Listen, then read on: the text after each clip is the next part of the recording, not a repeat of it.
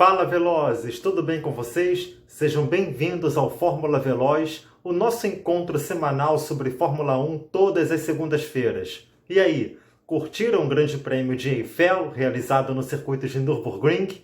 Quer dizer, naquele Nürburgring reduzido, não é aquele anel de mais de 20 quilômetros que hoje é utilizado em categorias de endurance, também é aberto para pilotos amadores que queiram explorar aquele traçado, o famoso Inferno Verde, segundo o apelido dado por Jack Stewart, onde ocorreu aquele acidente icônico para a história da Fórmula 1 de Niki Lauda. Se você assistiu ao filme Rush, sabe do que eu estou falando. Enfim, mas mesmo não sendo aquela selva maravilhosa, não deixa de ser ali uma parte do solo sagrado de Nürburgring. Bom, vamos falar um pouquinho primeiro sobre a corrida em si, o que aconteceu durante as voltas que compuseram o GP de Eiffel, para depois falar, é claro, daquilo que é o grande assunto dessa etapa, que é o fato de Lewis Hamilton ter finalmente igualado o recorde de vitórias de Michael Schumacher. Beleza? Então vamos lá.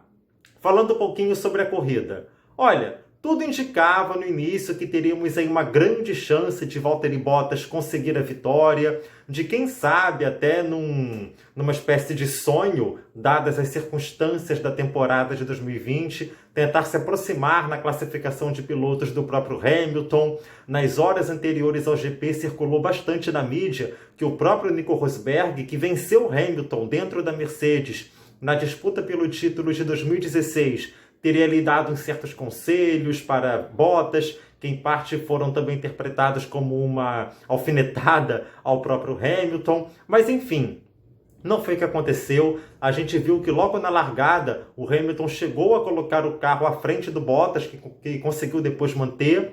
E isso me traz já um primeiro elemento da corrida que eu achei bastante interessante, que como traçado ali de Nürburgring, especialmente as primeiras curvas, que se você olha no mapa do traçado do autódromo, faz ali uma certa ferradura, né? Logo no início um gancho bem apertado para a direita e depois uma sequência em meia-lua à esquerda que forma ali um pouco uma ferradura.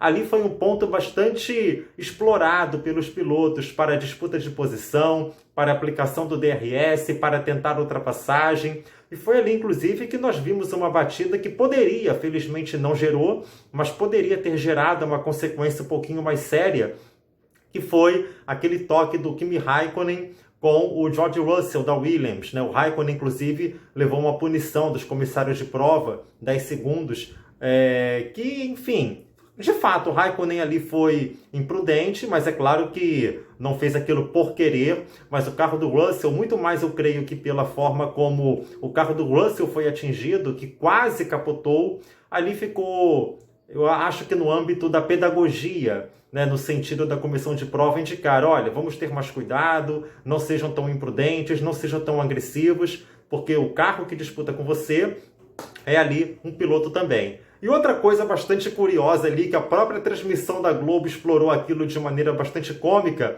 foi a reclamação do Alexander Albon na tentativa de ultrapassar o Pierre Gasly justamente ali naquele gancho na curva 1, e aí o Albon reclamando no rádio, poxa, eles correm muito duro comigo. Porra, você quer o quê, cara? Você quer que as pessoas abram o caminho para você?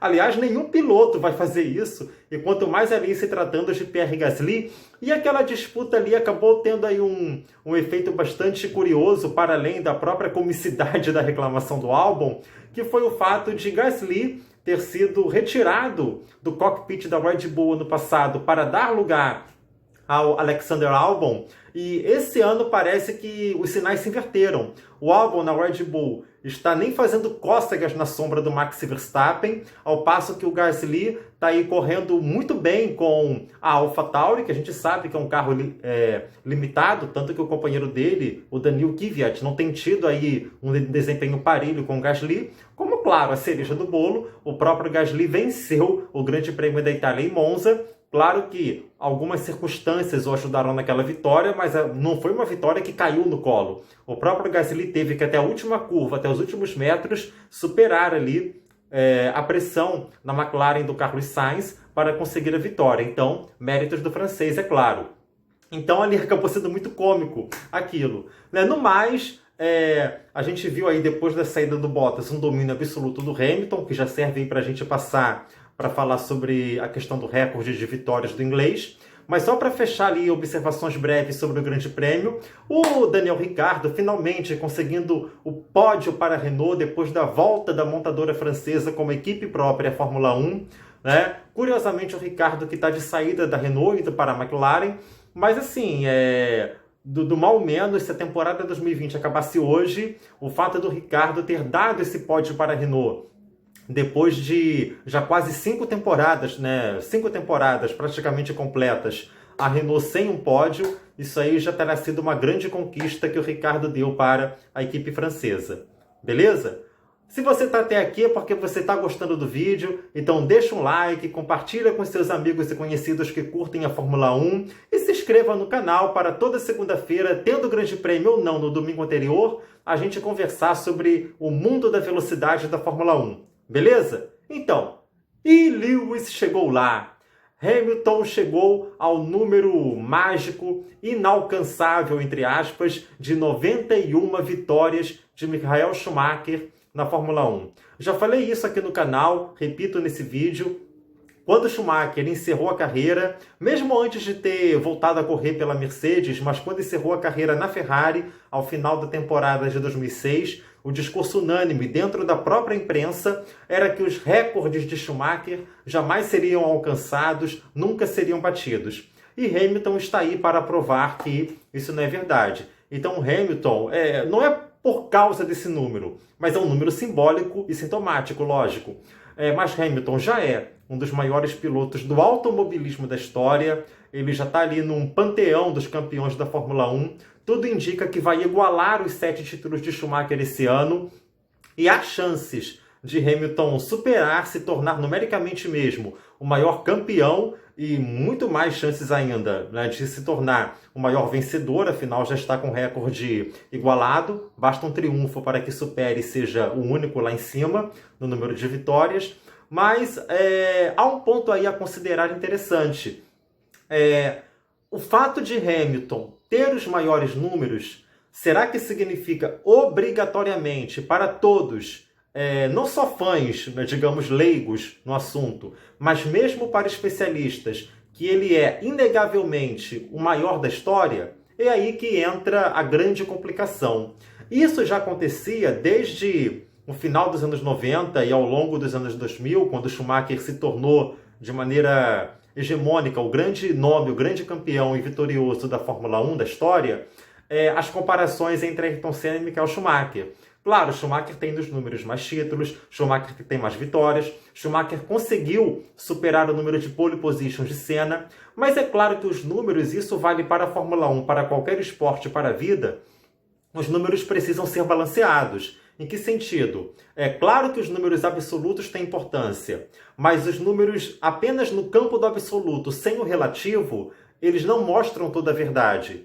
Juan Manuel Fangio já não é há muitos e muitos anos o maior vencedor e o maior campeão com números de títulos da Fórmula 1. Mas se a gente considera os anos 50, todo o risco que envolvia o esporte, todas as deficiências tecnológicas que envolviam o esporte, todo esse combo, é inegável, a gente seria ilógico colocar Fangio como um piloto mediano, como um campeão menor. Não é. E isso vale para Jim Clark, que tem menos títulos que Fangio. Isso pode valer para Jack Stewart, né, que também tem menos títulos. A grandeza dos feitos de Ayrton Senna no espaço de uma década inteira, de 10 anos na Fórmula 1, com uma velocidade, um talento que assombrou o mundo. Então, tudo isso precisa ser balanceado. Então, é claro que nesse vídeo eu não vou dar aqui respostas. Hamilton é maior que Schumacher relativamente? É maior que Senna relativamente? Fangio é maior que Senna, Schumacher e Hamilton relativamente? Não, não vou. Eu só quero chamar a atenção para isso, né? Hamilton é um dos grandes da história. Nos números hoje, junto com Michael Schumacher, é o maior vencedor. Tem chance de ser também o maior campeão, mas sempre vai ter aí essa relativização em respeito aos números, ou melhor, em respeito à época em que os números foram alcançados. Era o mesmo número de GPs? Havia tão poucos rivais à altura, eram muitos rivais à altura. Enfim, são coisas que precisam entrar no pacote para que a gente possa aí ter uma discussão mais aprofundada e balizada sobre esse tema. Mas o fato é o seguinte, o fato é que Hamilton está a cada dia escrevendo seu nome na história da Fórmula 1. E aí, será que em Portimão Hamilton consegue 92 vitórias? Será? Será que realmente ele ganha o título de 2020 e não tem para mais ninguém? Coloque aí nos comentários o que você acha, beleza? Espero que vocês tenham curtido. Semana que vem tem mais Fórmula 1, segunda-feira com Fórmula Veloz. Um grande abraço e até a próxima. Valeu!